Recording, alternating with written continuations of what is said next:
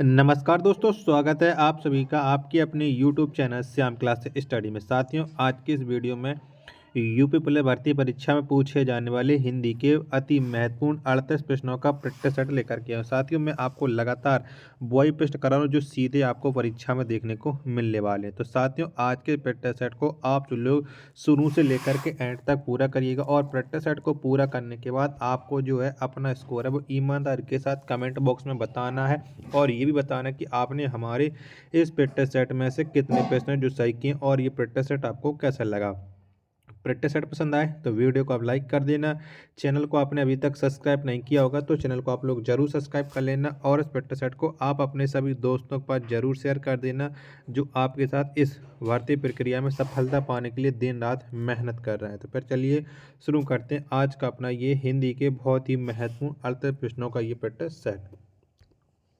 तो प्रश्न है आपके सामने 39 की हिंदी की बोलियों को कितने वर्गों में रखा जाता है। तो कितने वर्गों में रखा जाता है, फटाफट से प्रश्न संख्या 39 का राइट आंसर बताइएगा। तो हिंदी की बोलियों को रखा जाता है 5 वर्गों में। कितने? 5। तो 39 का राइट आंसर ऑप्शन संख्या सी इस प्रश्न का राइट आंसर हो जाएगा। चलिएगा, नेक्स्ट प्रश्न है आपके सामने प्रश्न संख्या 40 की प्रदेश की कौन सी बोली को संविधान की 8वीं अनुसूची में शामिल करने को प्रस्तावित किया गया है। तो बताओ इनमें से कौन सी बोली को किया गया है। फटाफट से प्रश्न संख्या 40 का राइट आंसर आप लोग बताइएगा। तो भोजपुरी को 8वीं अनुसूची में शामिल करने के लिए प्रस्ताव किया गया है। तो यानी 40 का राइट आंसर ऑप्शन संख्या सी इस प्रश्न का राइट आंसर हो जाएगा। चलिएगा, अगला प्रश्न है आपके सामने प्रश्न संख्या 41 की निम्नलिखित में से अंतःस्थ व्यंजन कौन सा है। तो बताओ इनमें से कौन सा है जो अंतःस्थ व्यंजन है। प्रश्न संख्या 41 का राइट आंसर क्या हो जाएगा। तो या यात्री, क्या या यात्री ये एक अंतःस्थ व्यंजन है, यानी 41 का राइट आंसर होगा ऑप्शन संख्या बी इस प्रश्न का राइट आंसर हो जाएगा। चलिए, नेक्स्ट प्रश्न है प्रश्न संख्या 42 है आपके सामने कि निम्नलिखित में से कौन सा टा वर्ग का नहीं है। तो इनमें से एक जो शब्द है वो टा वर्ग का नहीं है। तो कौन सा नहीं है। तो इसमें से आप दिख रहे हो कि घा घर, ये टा वर्ग का नहीं है, ये का वर्ग का है। तो नहीं 42 का जो राइट आंसर होगा वो ऑप्शन संख्या डी इस पेंस का राइट आंसर हो जाएगा। चलिएगा, नेक्स्ट प्रश्न है अब आपके सामने है प्रश्न संख्या है 43 की निम्नलिखित में से कौन सा शब्द निश्चित का पर्यायवाची नहीं है। तो इनमें से एक शब्द है जो निश्चित का पर्यायवाची नहीं है। तो बताओ फटाफट से। निश्चित का मतलब रात्रि का। तो तम ये अंधेरा का होता है, यानी 43 का जो राइट आंसर होगा वो ऑप्शन संख्या सी इस पेंस का राइट आंसर हो जाएगा। चलिएगा, अगला प्रश्न है आपके सामने की प्रश्न संख्या है 44 की सूर्य का पर्यायवाची शब्द है। तो इनमें से कौन सा वो शब्द है जो सूर्य का पर्यायवाची है। फटाफट से प्रश्न संख्या 44 का राइट आंसर आप लोग बताइएगा। तो मार्तंड, क्या मार्तंड जो शब्द है ये सूर्य का पर्यायवाची है, यानी 44 का जो राइट आंसर होगा वो ऑप्शन संख्या बी इस प्रश्न का राइट आंसर हो जाएगा। चलिए, नेक्स्ट प्रश्न है आपके सामने प्रश्न संख्या 45 की अनुपम का पर्यायवाची शब्द है। तो इनमें से एक शब्द है जो अनुपम का है। तो कौन सा अनुपम का पर्यायवाची। तो अद्वितीय, क्या अद्वितीय जो शब्द है वो अनुपम का पर्यायवाची है। प्रश्न संख्या 45 का राइट आंसर हो जाएगा ऑप्शन संख्या डी इस प्रश्न का राइट आंसर हो जाएगा। चलिएगा, अब निर्देश दिया गया प्रश्न संख्या 46 और 47 के लिए नीचे दिए गए विकल्पों में से शुद्ध वर्तनी का चयन कीजिए। तो आपको प्रश्न संख्या 46 और 47 में शुद्ध वर्तनी बताना है कि इनमें से कौन सी वो वर्तनी है जो शुद्ध है। तो फटाफट से प्रश्न संख्या 46 का राइट आंसर आप लोग बताइएगा, यानी प्रत्युत्पन्न कौन सी वर्तनी शुद्ध है। तो ये जो वर्तनी है वो है ऑप्शन संख्या डी की वर्तनी। किसकी है। डी की है। तो 46 का राइट आंसर ऑप्शन संख्या डी इस पेंस का राइट आंसर हो जाएगा। चलिएगा, प्रश्न संख्या 47 से आपके सामने इनमें से कौन सी वर्तनी शुद्ध, यानी एकाग्र किस तरीके से लिखा जाता है। तो ये लिखा जाता है एकाग्र ऑप्शन संख्या सी के अकॉर्डिंग। किसके। तो 47 का राइट आंसर हो जाएगा ऑप्शन संख्या सी इस पेंस का राइट आंसर हो जाएगा। अगला प्रश्न संख्या 48 की प्रत्यक्ष शब्द का विलोम है। तो इनमें से कौन सा है जो प्रत्यक्ष का विलोम है? तो आप जानते हैं कि जो प्रत्यक्ष का विलोम होता है वो परोक्ष होता है। क्या? परोक्ष। यानी 48 का जो राइट आंसर होगा वो ऑप्शन संख्या बी इस प्रिंस का राइट आंसर हो जाएगा। चलिएगा, अब आपके सामने नेक्स्ट प्रश्न है, प्रश्न संख्या है 49 कि तिलक लगाने में किस अन्न का प्रयोग होता है? तो बताओ, जब हम तिलक लगाते हैं तो उसमें कौन से अन्न का प्रयोग करते हैं? यानी हमारे शादी विवाह यानी किसी हर्ष उल्लास के पर्व में जब तिलक लगाया जाता है तो कौन से अन्न का? तो उसमें हम करते अक्षत का प्रयोग। क्या? अक्षत। तो 49 का जो राइट आंसर होगा वो ऑप्शन संख्या बी इस प्रिंस का राइट आंसर हो जाएगा। चलिएगा, नेक्स्ट प्रश्न है, अब आपके सामने है प्रश्न संख्या है 50 कि संयुक्त क्रिया किसे कहते हैं? तो बताओ फटाफट से, संयुक्त क्रिया किसे कहते हैं?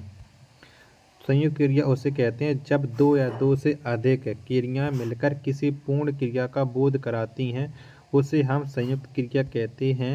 यानी 50 का राइट आंसर ऑप्शन संख्या ए इस प्रश्न का राइट आंसर हो जाएगा। चलिएगा, नेक्स्ट प्रश्न है आपके सामने है प्रश्न संख्या है 51 कि अरे जरा इधर तो आ में कौन सा अव्यय है? तो बताओ प्रश्न संख्या 51 में कौन सा अव्यय है? तो इसमें है विस्मयादि बोधक अव्यय। कौन सा? विस्मयादि। यानी 51 का जो राइट आंसर होगा वो ऑप्शन संख्या सी इस पेंस का राइट आंसर हो जाएगा। साथियों, वीडियो पसंद आ रहा है तो प्लीज़ एक बार वीडियो को आप लोग लाइक कर दीजिएगा। चैनल को आप लोगों ने अभी तक सब्सक्राइब नहीं किया होगा, क्योंकि आपका जो टारगेट रहता है वो बड़े लोगों को सपोर्ट करना, तो प्लीज़ हम छोटे लोगों को भी आप लोग सपोर्ट कीजिएगा। तो प्रश्न संख्या आपके सामने 52 है कि निम्नलिखित में से कौन सा स्त्रीलिंग है? तो बताओ इनमें से कौन सा शब्द है जो स्त्रीलिंग है? तो मैं आपको हर वीडियो में बताता हूँ, जब भी स्त्रीलिंग और पुल्लिंग से शब्द पूछा जाता है तो आप अच्छा और अच्छी लगाने से स्त्रीलिंग और पुल्लिंग का पता लगा सकते हैं। तो अच्छी सूचना। क्या? अच्छी सूचना ये एक स्त्रीलिंग शब्द है। यानी 52 का जो राइट आंसर होगा वो ऑप्शन संख्या बी इस प्रिंस का राइट आंसर हो जाएगा। चलिएगा, प्रश्न संख्या 53 है आपके सामने कि अंगीठी का तत्सम शब्द है। तो बताओ कौन सा हो जाएगा अंगीठी का तत्सम शब्द? प्रश्न संख्या 53 का राइट आंसर। तो अंगीठी का जो तत्सम शब्द होता है वो अग्निष्ठ का होता है। क्या? अग्निष्ठ का। यानी 53 का जो राइट आंसर होगा वो ऑप्शन संख्या सी इस पेंस का राइट आंसर हो जाएगा। चलिएगा, अगला प्रश्न है आपके सामने है, प्रश्न संख्या है 54। कौन सा? चंगन कि निम्नलिखित में से कौन सा तद्भव शब्द है? तो बताओ इनमें से कौन सा वो शब्द है जो तद्भव? फटाफट से प्रश्न संख्या 54 का राइट आंसर आप लोग बताइएगा। तो सूरज। क्या? सूरज एक तद्भव शब्द है, बाकी के जो शब्द है ये तत्सम है। तो 54 का राइट आंसर ऑप्शन संख्या डी इस प्रश्न का राइट आंसर हो जाएगा। चलिएगा, नेक्स्ट प्रश्न है आपके सामने, प्रश्न संख्या है 55 कि जिसके हृदय में ममता नहीं है के लिए उपयुक्त शब्द है। तो बताओ इसके लिए उपयुक्त शब्द क्या हो जाता है कि जिसके हृदय में ममता नहीं है? तो उसे हम कहते हैं निर्मम। क्या? निर्मम। यानी 55 का जो राइट आंसर होगा वो ऑप्शन संख्या सी इस प्रिंस का राइट आंसर हो जाएगा। प्रश्न संख्या 56 है अब आपके सामने कि अनेक युगों से चले आने वाले इस वाक्यांश के लिए उपयुक्त शब्द होगा। तो बताओ इनमें से कौन सा है जो उपयुक्त शब्द हो जाएगा? प्रश्न संख्या 56 का राइट आंसर क्या हो जाएगा? तो अनेक युग से चले आने वाले इस वाक्यांश के लिए जो उपयुक्त शब्द होता है वो होता है सनातन। क्या? सनातन। तो 56 का जो राइट आंसर होगा वो ऑप्शन संख्या डी इस प्रिंस का राइट आंसर हो जाएगा। चलिएगा, नेक्स्ट प्रश्न है आपके सामने है, ये है प्रश्न संख्या 57 की कौनते शब्द में कौन सा प्रत्यय है? तो बताओ कौन सा प्रत्यय है कौनते शब्द में? तो इसमें है अप्रत्ययवाचक तद्धित प्रत्यय। यानी 57 का जो राइट आंसर होगा वो ऑप्शन संख्या ए इस पेंस का राइट आंसर हो जाएगा। चलिएगा, नेक्स्ट प्रश्न है अब आपके सामने है प्रश्न संख्या 58। क्या है? 58 है कि निम्नलिखित में से कौन सा वाक्य शुद्ध है? बताओ इनमें से एक वाक्य शुद्ध है, वो बताइएगा कौन सा है? तो दुकानदार ने ताला खोला, ये शुद्ध है। यानी 58 का जो राइट आंसर होगा वो ऑप्शन संख्या ए इस का राइट आंसर हो जाएगा। चलिएगा, प्रश्न संख्या 59 है आपके सामने कि निम्नलिखित में से कौन सा वाक्य शुद्ध है। तो बताओ फटाफट से प्रश्न संख्या 59 का राइट आंसर क्या हो जाएगा। तो उसने मुझे पास आने के लिए कहा, ये एक शुद्ध हो जाएगा, बाकी के सभी अशुद्ध हैं। तो 59 का राइट आंसर ऑप्शन संख्या ई इसपेंस का राइट आंसर हो जाएगा। साथियों हमारी मेहनत अगर आपको पसंद आ रही तो प्लीज़ एक बार वीडियो को आप लोग ज़रूर लाइक कर दीजिएगा और चैनल को ज़रूर सब्सक्राइब कर लीजिएगा। चलिएगा प्रश्न संख्या अगला है, यानी प्रश्न संख्या है 60 कि आपने हमें महान कर दिया, यह कैसा वाक्य है। तो ये किस तरह का वाक्य है। तो ये है एक है विस्मयादि बोधक, क्या विस्मयादि बोधक वाक्य है। तो 60 का जो राइट आंसर होगा वो ऑप्शन संख्या बी इसपेंस का राइट आंसर हो जाएगा। प्रश्न संख्या 61 है आपके सामने कि निम्नलिखित किस वाक्य में अच्छा शब्द का प्रयोग विशेषण के रूप में हुआ है। तो बताओ फटाफट से प्रश्न संख्या 61 का राइट आंसर क्या हो जाएगा। इनमें से कौन से विशेषण के रूप में प्रयोग हुआ है। प्रश्न संख्या 61 का राइट आंसर, तो यह स्थान बहुत अच्छा है। तो 61 का राइट आंसर ऑप्शन संख्या बी इसपेंस का राइट आंसर हो जाएगा। अगला प्रश्न है आपके सामने कि चारपाई पर भाई साहब बैठे हैं, इस वाक्य में चारपाई किस कारक में है। तो कौन से कारक में है चारपाई। तो चारपाई ये अधिकरण कारक में, यानी 62 का जो राइट आंसर होगा वो ऑप्शन संख्या डी इसपेंस का राइट आंसर हो जाएगा। चलिएगा अगला प्रश्न है प्रश्न संख्या 63 है कि चांदी काटना मुहावरे का अर्थ है। तो क्या हो जाएगा इस मुहावरे का अर्थ चांदी काटना। तो इसका अर्थ होता है अधिक लाभ कमाना। तो 63 का जो राइट आंसर होगा वो ऑप्शन संख्या सी इसपेंस का राइट आंसर हो जाएगा। चलिए नेक्स्ट प्रश्न है प्रश्न संख्या 64 की अकेला चना भाड़ नहीं फोड़ता का अर्थ है। तो इसका क्या अर्थ हो जाएगा फटाफट से प्रश्न संख्या 64 का राइट आंसर बता दीजिएगा। तो अकेला चना भाड़ नहीं फोड़ता, यानी अकेला व्यक्ति शक्तिशाली नहीं होता। 64 का जो राइट आंसर होगा ऑप्शन संख्या सी इसपेंस का राइट आंसर हो जाएगा। चलिएगा नेक्स्ट प्रश्न है प्रश्न संख्या है 65 की विस्मय स्थायी भाव किस रस में होता है। तो कौन से रस में होता है फटाफट से प्रश्न संख्या 65 का राइट आंसर आप लोग बताइएगा। तो यह अद्भुत रस में होता है, यानी 65 का जो राइट आंसर होगा ऑप्शन संख्या सी इसपेंस का राइट आंसर हो जाएगा। साथियों वीडियो पसंद आए तो प्लीज़ एक बार वीडियो को आप लोग ज़रूर लाइक कर देना। चलिएगा प्रश्न संख्या 66 और 67 में आपको अलंकार बताना है कि इनमें से कौन सा अलंकार है। तो संदेश सनी मधुबन कूप भरे, तो बताओ इसमें कौन सा अलंकार हो जाएगा प्रश्न संख्या 66 का राइट आंसर। इसमें हो जाएगा अतिशयोक्ति अलंकार, यानी 66 का राइट आंसर ऑप्शन संख्या डी इसपेंस का राइट आंसर हो जाएगा। चलिएगा प्रश्न संख्या 67 है अब आपके सामने कि ऊंचे घोर मंदिर के अंदर रहन वाली ऊंचे घोर मंदिर के अंदर रहाती है, उपयुक्त उदाहरण किस अलंकार का है। तो बताओ इनमें से कौन सा अलंकार है।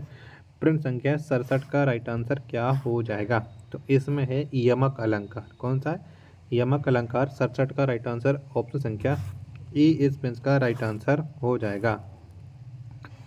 प्रश्न संख्या 68 है आपके सामने कि ब्रज की कुमारिका वे लीने सुख सरारिका बढ़ावे कोक करिन कानी केशव सब निभाई, उपयुक्त पंक्ति में छंद है। तो बताओ प्रश्न संख्या 68 का राइट आंसर कौन सा हो जाएगा। तो इनमें से कौन सा छंद है। तो इसमें रूप धनाक्षरी छंद, यानी 68 का जो राइट आंसर होगा वो ऑप्शन संख्या ए इसपेंस का राइट आंसर हो जाएगा।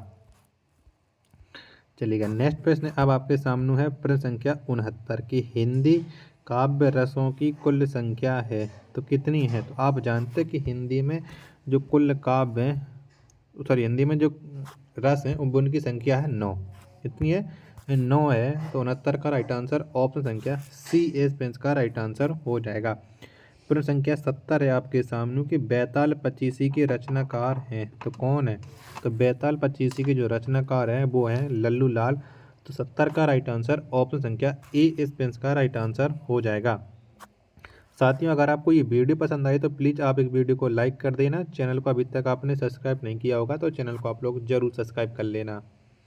और इस पेट्टा सेट को आप अपने सभी दोस्तों के पास ज़रूर शेयर कर देना जो आपके साथ इस भर्ती प्रक्रिया में सफलता पाने के लिए दिन रात मेहनत कर रहे हैं। तो चलिए मिलते हैं अपन नेक्स्ट वीडियो में, तब तक के लिए धन्यवाद। जय हिंद।